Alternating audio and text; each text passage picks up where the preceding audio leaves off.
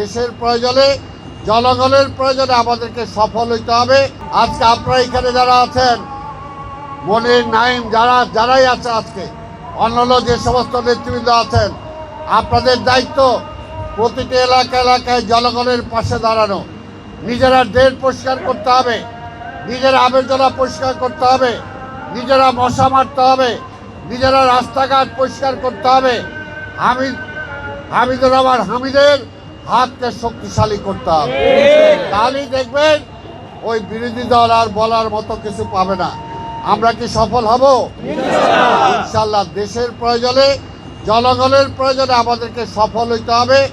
তারেক রহমানকে সফল হইতে হবে। তারেক রহমান আজকে আমাদের আশা ভরসার প্রতীক। আশা ভরসার প্রতীক।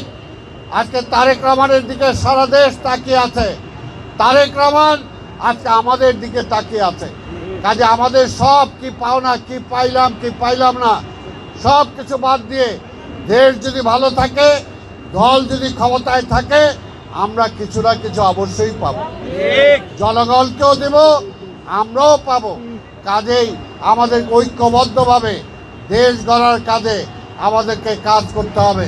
এমনিভাবে ব্রিজ কালভার্ট নির্মাণ করতে হবে। ইতিমধ্যে আপনারা শুনেছেন হামিদুর রহমান হামিদ বলেছে আমরা কয়টা রাস্তা করেছি।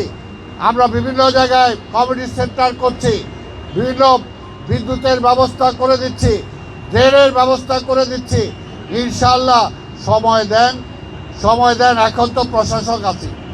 আপনারা যদি ইনশাআল্লাহ আল্লাহর রহমতে মেয়র নির্বাচিত করেন, তাহলে কি আমার হাতটা শক্তিশালী হবে না?